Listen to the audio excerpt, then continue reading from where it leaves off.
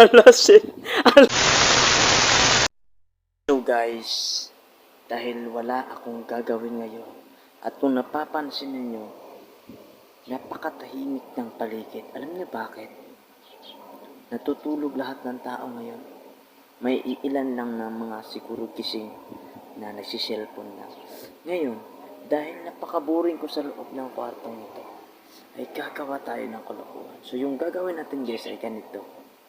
Kunwari lang, maglalaro kami ng tubig. Pagkatapos, ipapakita ko kay Julia, si Julia, na i-close ko yung lalagyan ba ng kuitsa.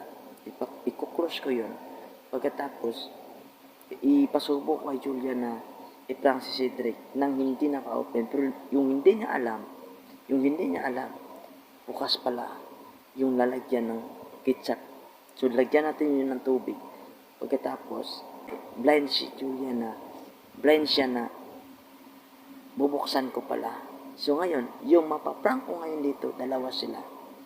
Si Julia at si Cedric. Yan. So, kunwari, sabihin ko kay Julia na, Julia, wag mo lang basahin kasi, alam nyo guys, si Cedric ngayon, siya yung, bagong ligo siya actually ngayon. So, sabi ko, wag mo siyang basahin na kasi bagong ligo yan. Sabi ko sa kanya. So, hindi mapapasok sa isip niya na talagang intention kong basahin siya. Pero ang totoo, i-open ko yung lalagyan ng ketchup para talaga mabasa siya. So guys, watch this. So yan guys. Yan siya.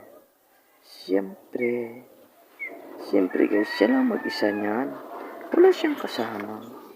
Diba boring life, no? Napaka-boring ng life, ano? Ayun, cellphone pa more. Manda ka ngayon sa akin. Cellphone pa more. Mike. Kaya guys, ang gagawin natin dyan, pagtitripan natin yan guys.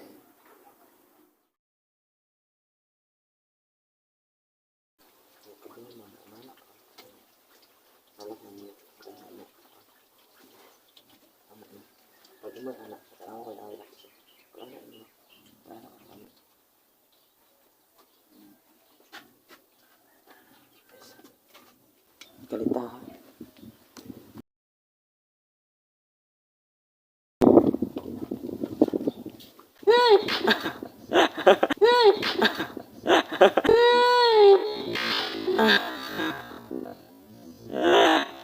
Alasin. Alasin.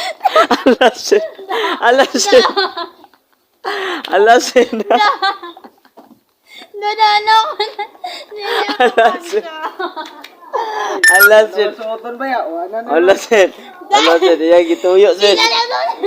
Alasin. Ingon ko i-close lang yan. Sarado din. Alasin.